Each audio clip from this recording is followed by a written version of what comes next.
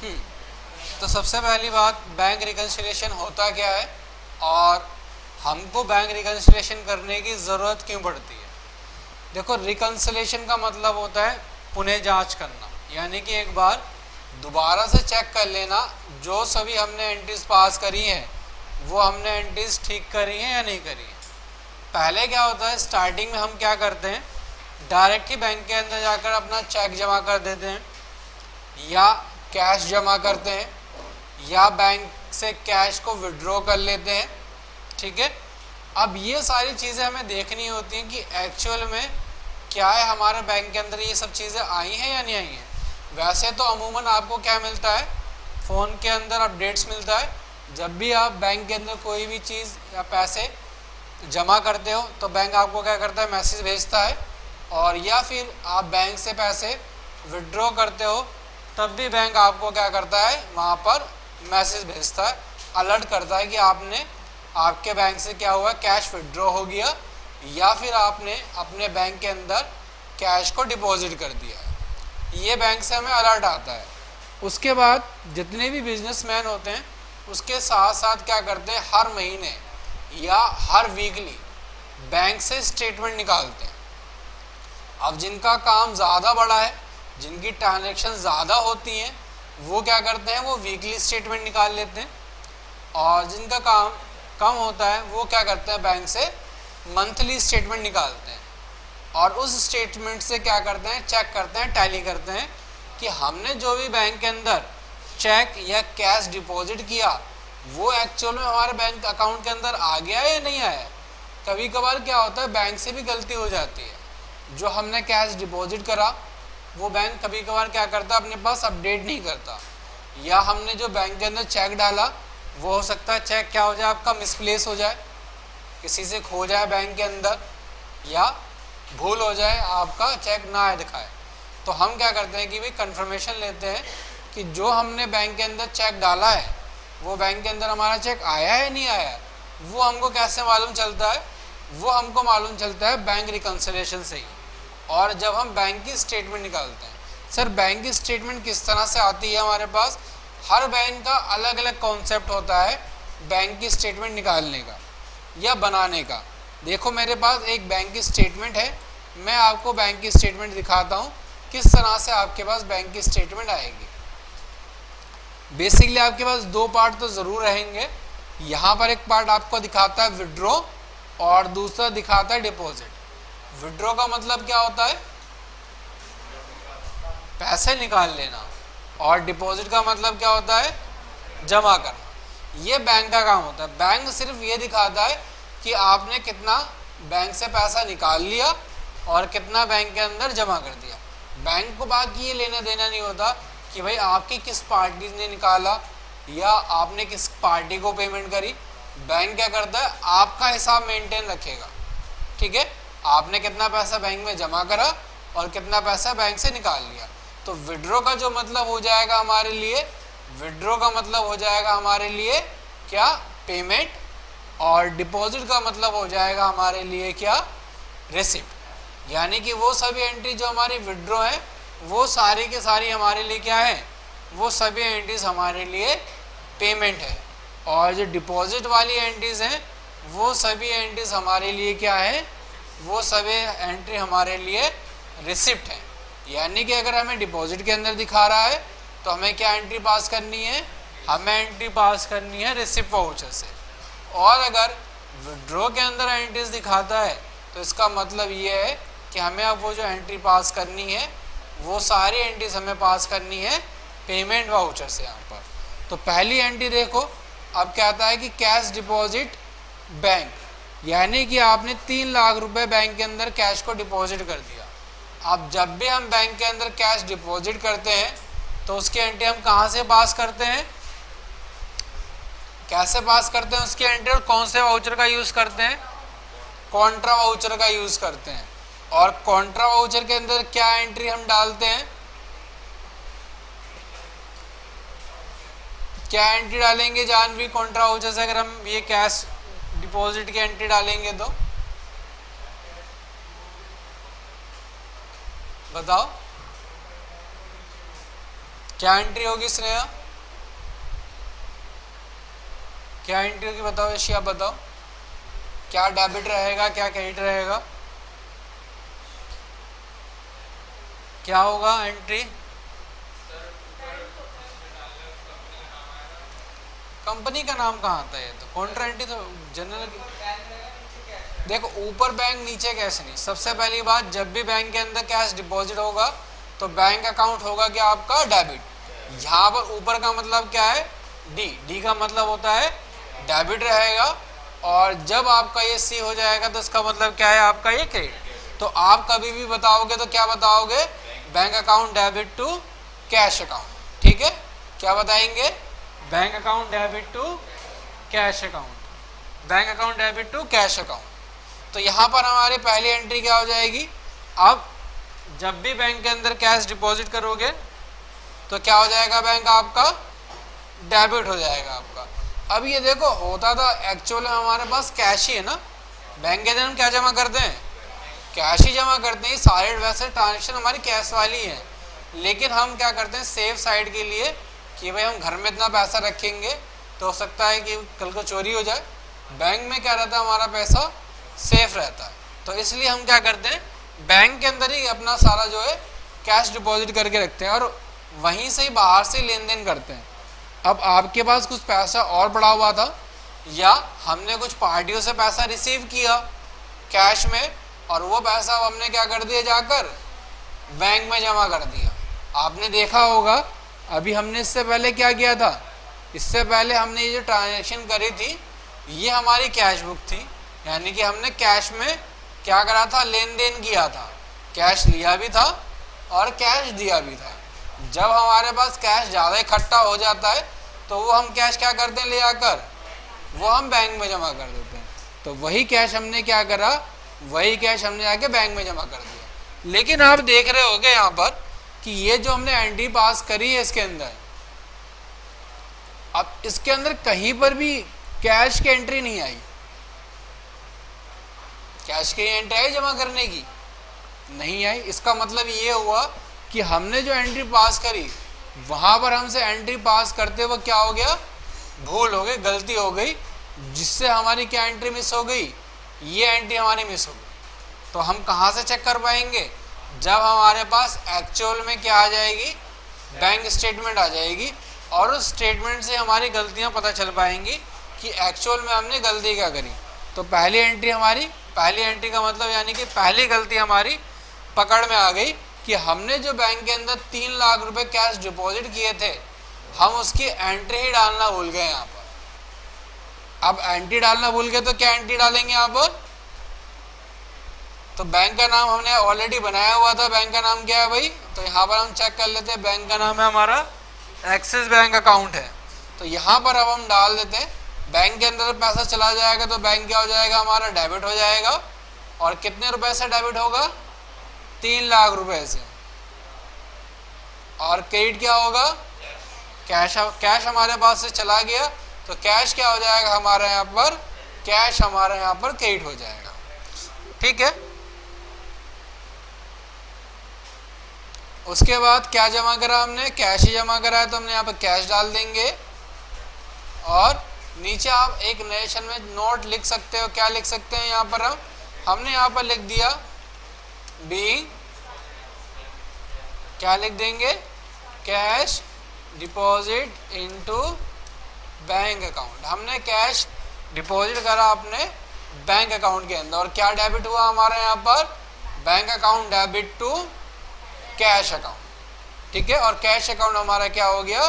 Cash account हमारा credit हो गया। डी का मतलब हमेशा डेबिट रहेगा और सी का मतलब हमेशा क्रेडिट रहेगा। अब दूसरी एंट्री आप देखेंगे तो दूसरी एंट्री आपको क्या दी गई है? अब दूसरी एंट्री दी गई है आपकी कैश डिपॉजिट की, फिर से 1.5 लाख की एंट्री है। और अब आप ऊपर वाली एंट्रीज के अंदर देखेंगे कहीं पर आपको कैश डिपॉजिट 1.5 लाख की एंट्री तो दिखाई ही नहीं दे रही है। दिखाई दे रही है क्या कहीं पर भी? तो आप देख पा रहे हैं यहाँ पर कहीं पर भी कैश डिपॉजिट की एंट्री नहीं दिखाई दे रही है। लेकिन अब 11/4 की डेट में आपने दोबारा क्या डिपॉजिट किया है? 1.5 लाख रुपए बैंक के अंदर कैश को डिपॉजिट किया। तो हम क्या करेंगे यहाँ पर? हम यहाँ पर दोबारा क्या डालेंगे, एक्सिस बैंक अकाउंट, और कितना अमाउंट डाल देंगे, तो हमने यहाँ पर डिपॉजिट करा है 1.5 लाख रुपए, वो 1.5 लाख रुपए हम यहाँ पर अमाउंट डालेंगे।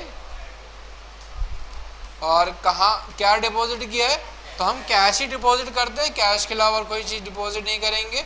और अगर मैं यहाँ पर दोबारा F7 बटन दबा दूंगा तो यहाँ पर जो भी मैंने लिखा था लास्ट टाइम वो ऑटोमेटिक आ जाएगा, वो नरेशन हमारे पास आ जाएगी, हमें दोबारा यहाँ पर लिखने की ज़रूरत नहीं पड़ेगी। तो हमने लिख दिया। अब इसके बाद फिर क्या आता है आपके पास, अब क्या आता है SMS चार्जेस। अब बैंक देखो जो आपको सर्विसेज देता है वो आपको फ्री ऑफ कॉस्ट नहीं देता, उसके क्या लेता है आपसे, चार्जेस लेता है। जैसे कि आपके पास SMS की अलर्ट सर्विस आती है, आप जब भी बैंक के अंदर कैश डिपॉजिट या विड्रॉ करते हैं तो आपके पास फ़ौरन एक मैसेज आ जाता है, तो बैंक क्या करता है, इसका चार्जेस लेता है, वो चार्ज करता है। अब बैंक ने क्या चार्ज कर लिया आपसे, 100 रुपीज़ चार्ज कर लिए, किसके, SMS अलर्ट सर्विसेज के। तो यहाँ पर आप देखोगे ऊपर कहीं पर भी आपको 100 रुपीज़ की एंट्री दिखाई दे रही है, नहीं दिखाई दे रही, तो इसका मतलब क्या है, हमें अब ये एंट्री भी हमें डालनी पड़ेगी। और इसकी एंट्री हम कैसे पास करेंगे, कहाँ पास होगी, पेमेंट में। पेमेंट में क्यों पास होगी, आप देखेंगे तो क्या है आपका ये विड्रॉ है, तो विड्रॉ वाली सारी एंट्रीज हमारी क्या रहेंगी, पेमेंट रहेंगी। तो हम यहाँ पर अब क्या डाल देंगे, डेट क्या है 20 तारीख, तो यहाँ पर हमने डाल दी डेट 20 तारीख। और यहाँ पर क्या लिखेंगे, यहाँ पर हम लिखेंगे बैंक, बैंक क्या, बैंक चार्जेस लिखेंगे, ठीक है। किसी भी तरह के चार्जेस हो, चाहे वो आपके SMS चार्जेस हो, चाहे आपने डेबिट कार्ड ले रखा हो, तो डेबिट कार्ड के भी क्या करता है, हर बैंक एनुअली चार्जेस लेते हैं आपसे, ठीक है।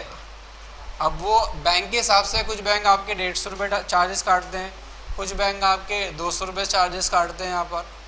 और आप अगर बैंक से क्या इशू करवाते हैं, चेक बुक इशू करवाते हैं, या फिर अगर आपकी पासबुक खो जाती है, आप दोबारा बैंक के अंदर अपनी पासबुक इशू करवाते हैं, तो बैंक क्या करता है आपके उसके भी चार्जेस ले लेता है।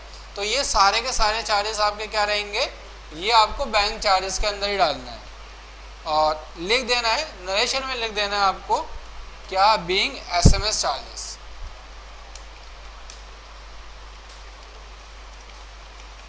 ठीक है।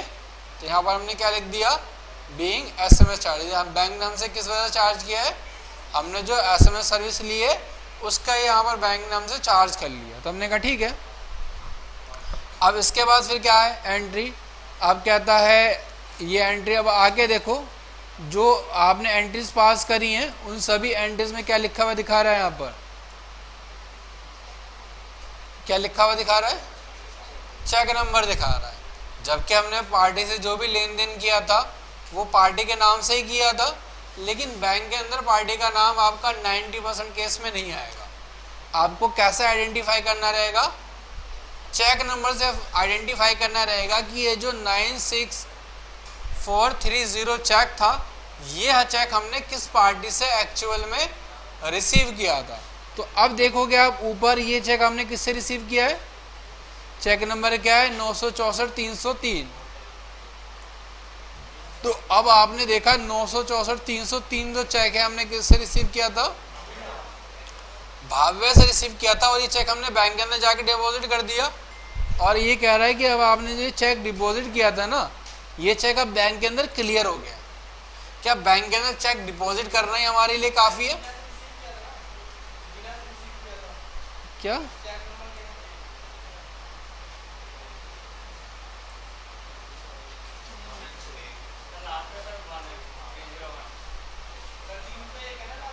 तीन सौ एक है 304 है, 301 है, तो 301 हमने किससे यहाँ पर रिसीव किया है, एक में 301 हमने रिसीव किया मीना से यहाँ पर, ठीक है। अब यहाँ पर आप देखोगे, अब हमने बैंक के अंदर चेक जाकर जमा कर दिया।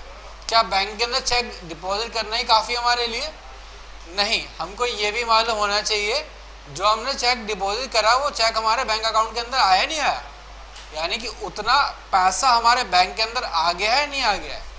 तो अब देखोगे आप, या हमने जो पेमेंट किया वो चेक हमारे बैंक अकाउंट से उतना पेमेंट हमारा कट गया या नहीं कट गया। तो आप देखोगे चेक क्या था, मीना को आपने 1.5 लाख की पेमेंट करी थी, ठीक है, और पेमेंट करने के बाद अब आपका चेक क्या है 964,301 बैंक के अंदर क्या हो गया, क्लियर हो गया। अब क्लियर होने के बाद अब हमें जो क्लियर हो गया इसकी एंट्री में कैसे डालनी है, तो आपको याद होगा जब भी हम कंपनी बनाते थे स्टार्टिंग में मैं आपसे 2 ऑप्शन यस करवाता था, एक बैंक रिकंसिलिएशन और मेंटेन बैंक इंस्ट्रूमेंट डिटेल। अब इन दोनों का यूज आ गया हमारे लिए काम करने के लिए। तो अब आप डिस्प्ले के अंदर आएंगे और डिस्प्ले के अंदर आपके पास ऑप्शन आ जाएगा बैंक रिकंसिलिएशन। और बैंक रिकंसिलिएशन का मतलब है अब चेक कर लो जो भी आपने एंट्रीज डाली हैं वो एंट्रीज आपके द्वारा डाली गई एंट्री क्लियर हो गई या नहीं। तो यहाँ पर आप देखेंगे आपके पास 4 ऑप्शन आ गए, show all entries, show unclear entries, show clear entries या रिकंसिलिएशन स्टेटमेंट्स। क्या, रिकंसिलिएशन स्टेटमेंट। तो पहले हम यहाँ पर चेक करेंगे ऑल एंट्रीज। ऑल एंट्रीज में हमें क्या दिखाएगा, वो सभी एंट्रीज, और यहाँ पर आप दोनों एंट्रीज को यस कर देंगे, शो शॉर्ट नरेशन और show bank instrument details, yes करेंगे और ओके कर देंगे। ओके करने के बाद आपके पास पूरी की पूरी ट्रांजेक्शन की डिटेल्स आ जाएगी। अब इसके अंदर ऑल एंट्रीज का मतलब क्या है, वो सभी एंट्रीज आपको यहाँ पर दिखाने लगेगा जो भी एंट्रीज आपने कैसे करी है, बैंक के थ्रू करी है, चाहे वो आपके बैंक के अंदर क्लियर हुई हो या आपके बैंक के अंदर क्लियर ना हुई हो। तो यहाँ पर हमें क्या करना है, जो एंट्रीज हमारी बैंक के अंदर क्लियर हो गई होंगी उन सभी एंट्रीज को यहाँ पर हम क्लियर करेंगे, और जो हमारी एंट्रीज बैंक के अंदर क्लियर नहीं हुई होंगी उन सभी एंट्रीज को यहाँ पर हम क्लियर नहीं करेंगे। तो पहले एंट्री हमारी 1.5 लाख का चेक था, तो यहाँ पर चेक हमने लिया है मीना से, तो हमारे पास तो नाम दिखाएगा, ठीक है। अब चेक नंबर 1.5 लाख का आपका और 964,303। तो यहाँ पर हमें क्लियर करने के लिए क्या करना रहेगा, यहाँ पर हम दबाएंगे F4 बटन, और जैसे मैं F4 बटन दबाऊंगा अब क्या आता है, क्लियर एंट्रीज और क्लियरिंग डेट, यानी कि आपका क्लियर एंट्री करनी हमने क्या करनी है, लेकिन आपने ये चेक डिपॉजिट किया था बैंक के अंदर, ये चेक आपका किस डेट के अंदर क्लियर हुआ है।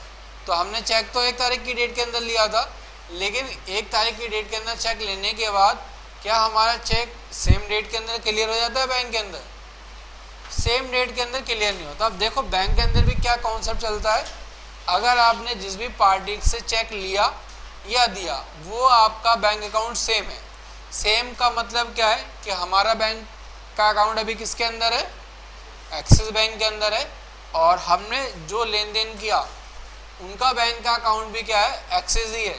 तो बैंक क्या करता है, सेम डे के अंदर या आप कह सकते हैं सेम टाइम के अंदर ही वो आपका अमाउंट या तो आपके अकाउंट के अंदर आ जाएगा या फिर आपके अकाउंट के अंदर से चला जाएगा, अगर आपका बैंक सेम रहता है तो। लेकिन अगर आपका बैंक डिफरेंट है, अलग है, जैसे कि मैंने कहा कि भाई हमारा बैंक एक्सिस का है और हमने पेमेंट करी है पीएनबी बैंक के चेक वाले को, यानी कि इसका अकाउंट पीएनबी बैंक के अंदर है, उसको पेमेंट करी है।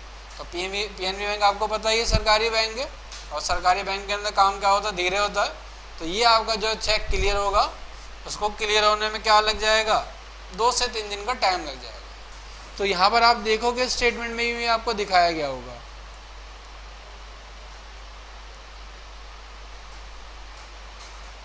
ठीक है। तो कह रहे हैं कि भाई चेक कब क्लियर हुआ आपका, 11/4 में क्लियर हुआ। तो यहाँ पर डेट क्या डालनी पड़ेगी हमें अब, तो यहाँ पर हम डेट डाल देंगे क्लियरिंग 11/4, और यहाँ पर पहले हमको क्या करना रहेगा, क्लियर करने के लिए F4 बटन दबाना है, और यहाँ पर क्लियर एंट्री यस करेंगे, क्लियरिंग डेट, और यहाँ पर क्लियरिंग डेट के लिए क्या डाल देंगे 11/4, यानी कि ये अब ये जो चेक है हमारा अब ये कब क्लियर हुआ है, तो हमने कहा ये जो चेक हमारा क्लियर हुआ है 11/4 की डेट में क्लियर हुआ है। तो हमने यहाँ पर क्या डेट डाल दी, यहाँ डेट डाल दी हमने 11/4। उसके बाद कैश डिपॉजिट ये भी क्लियर हो गया, तो इसके लिए हमें क्या करना है F4, और कैश डिपॉजिट कब किया था हमने ये, तो देखोगे तो ये हमने कैश डिपॉजिट 1/4 की डेट में किया था, तो ठीक है।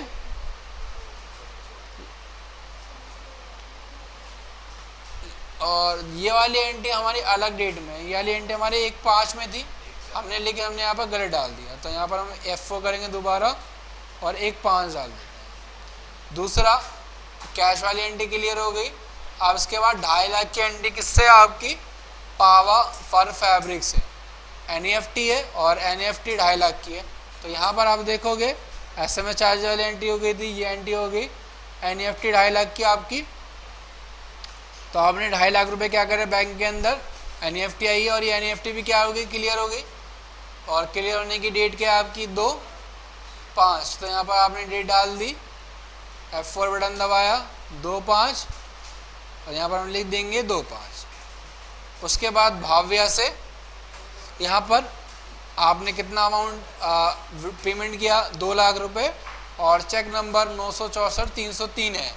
तो यहाँ पर आप देखोगे 964-303 आपका चेक नंबर है, 2 लाख का है और ये पेड करा आपने कब, 3/5 में। तो यहाँ पर आपने डेट डाल दी 3/5, तो F4 बटन दबाया, क्लियर किया, यहाँ पर डाल दिया 3/5 आ गया। अब उसके बाद 1 लाख की एंट्री और है, उसका नाम क्या अमाउंट है, शीना इंटरनेशनल और ये ट्रांसफ़र है। तो यहाँ पर हम देखेंगे ट्रांसफ़र की एंट्री शीना की, ये वाली एंट्री भी आ गई और ये 4/5 में आई है।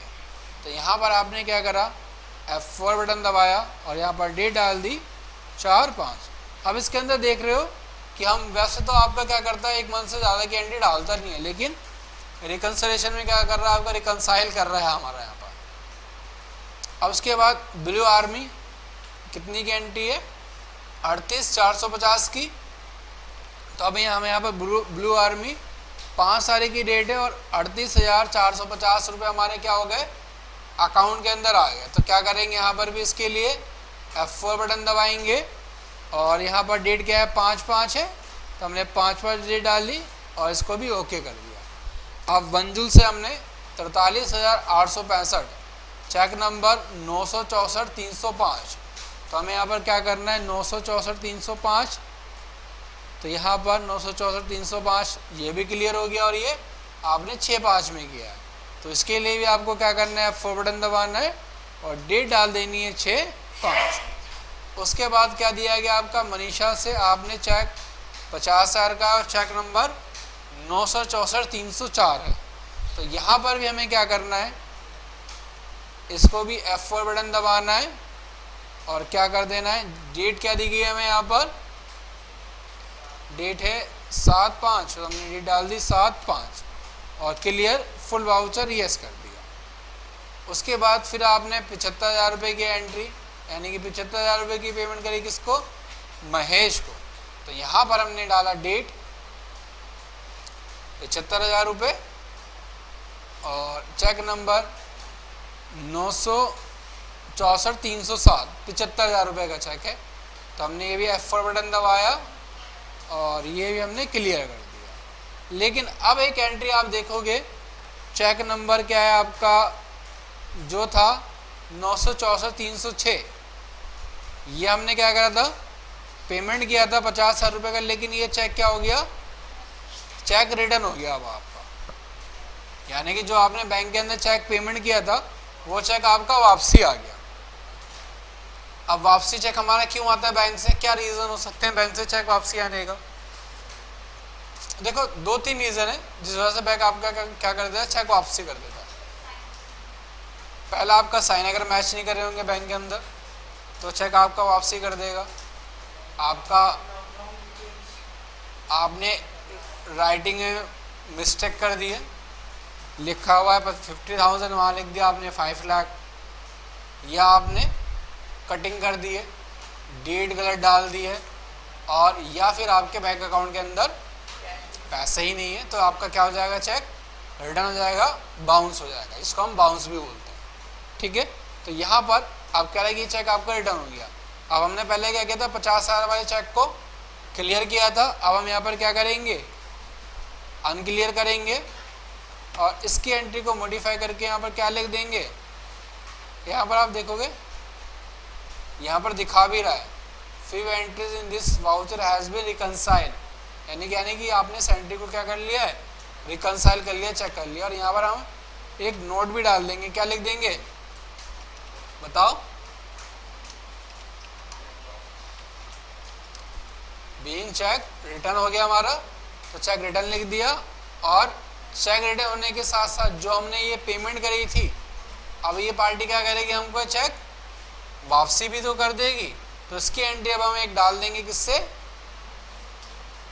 पहले हमने रिसिप्ट लिया था, अब हम क्या कर देंगे, पहले हमने पेमेंट किया था और अब हम यहाँ पर क्या करेंगे, अब हम इसकी एंट्री डाल देंगे रिसिप्ट वाउचर से, यानी कि जो हमने पहले दिया था वही अब ये पार्टी क्या कर देगी, हमको चेक ये वापसी कर देगी।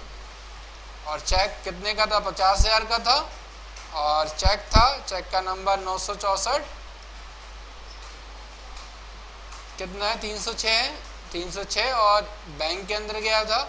और यहाँ पर आप लिख भी दोगे बीइंग चेक रिटर्न, यानी कि जिस पार्टी को हमने चेक दिया था उस पार्टी ने चेक हमको वापसी कर दिया। ये चेक हमने यहाँ पर क्या ले लिया, रिसिप्ट ले लिया। ठीक है, क्लियर हो गया। अब उसके बाद देखो, अब बैंक ने कहा कि भाई आपका जो चेक रिटर्न हुआ था ये फ्री में काम नहीं होता कुछ भी, अब उसके क्या पे करने पड़ेंगे, आपको चार्जेस देने पड़ेंगे यहाँ पर। और कितने चार्जेस ले लिए बैंक ने आपसे, 200 रुपये चार्जेस ले लिए। तो यहाँ पर हमारा अब क्या आ जाएगा, 200 चार्जेस लिए हैं, इसके एंट्री हम कैसे डालेंगे, यहाँ लिख देंगे हम बैंक चार्जेस और अमाउंट कितना, 200 रुपये, और नीचे क्या डाल देंगे, एक्सिस बैंक। और अब नरेशन में क्या लिख देंगे, बीइंग चेक रिटर्न चार्जेस, यानी कि आप बैंक ने हमसे चेक रिटर्न करने के भी चार्जेस ले लिए यहाँ पर। और अब आप क्या करोगे, F2 से सेव कर दोगे। उसके बाद फिर नीचे आप देखोगे क्या दिया गया आपको,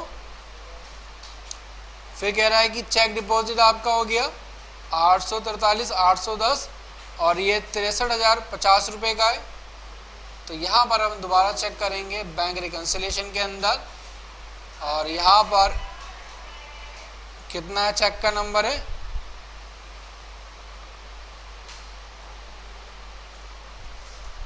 अब 63,050 रुपये। क्लियर हो गया, 843,810 चेक नंबर है, तो इसको भी हम क्लियर कर देंगे। और डेट क्या है इसकी, डेट है इसकी 9/5, तो यहाँ पर हम डेट डाल देंगे 9/5। उसके बाद फिर क्या दिया गया आपको, फिर आपका जो बाकी जो दूसरी एंट्रीज हैं, ये सारी एंट्रीज भी आपको सेम ऐसे ही डालनी पड़ेंगी। और नीचे देखोगे आप, फिर आपका क्या कहता है, ट्रांसफ़र चार्जेस, तो ये भी क्या हो जाएगा हमारा, बैंक चार्जेस, और SMS चार्जेस, ये भी हमारा क्या हो जाएगा, बैंक चार्जेस। और नीचे आप देखोगे बैंक इंटरेस्ट, अब क्या मिल गया आपको, बैंक के अंदर इंटरेस्ट मिल गया। आपने देखा होगा बैंक के अंदर अगर आपका पैसा डिपॉजिट है तो बैंक क्या देता है, आपको इंटरेस्ट देता है, ब्याज देता है आपके जमा पैसे पर। इंटरेस्ट सिर्फ आपको मिलता है आपके सेविंग अकाउंट पर। अगर आपका सेविंग अकाउंट है तो बैंक आपको इंटरेस्ट देगा, लेकिन अगर आपका करंट अकाउंट है तो बैंक आपको कोई इंटरेस्ट नहीं देगा, बदले में आपसे क्या चार्जेस करेगा, चार्जेस लेगा ही यहाँ पर। तो यहाँ पर अब हमें क्या मिल गया, इंटरेस्ट मिल गया। तो बैंक के अंदर इंटरेस्ट मिला है तो कहाँ पर हम इसकी एंट्री डालेंगे, अगर हमने दिया है तो क्या होता है हमारा, ये पेमेंट होता, लेकिन हमें मिला है ये, तो क्या हो जाएगा, ये हमारे लिए रिसिप्ट हो जाएगा। तो रिसिप्ट डालेंगे और यहाँ पर क्या बना लेंगे, यहाँ बनाएंगे आप इंटरेस्ट रिसीव अकाउंट, और इसके अंडर ग्रुप में रखेंगे हम इनकम इनडायरेक्ट। क्या रखेंगे हम, इनकम इनडायरेक्ट, यानी कि ये हमें क्या हुई है, इनडायरेक्ट रूप में इनकम होगी। हमको मालूम नहीं था कि हमें बैंक क्या दे देगा, इंटरेस्ट दे देगा, और हमें यहाँ पर क्या मिल गया, इंटरेस्ट मिल गया। और हमें यहाँ पर कितना अमाउंट का मिला है, 200 का मिला है। तो यहाँ पर हम लिख देंगे इंटरेस्ट रिसीव कितना, 200, और यहाँ नीचे हम नेशन में डाल देंगे एक्सिस बैंक, और एक नेशन में छोटा सा नोट भी लिख देंगे, क्या, बीइंग इंटरेस्ट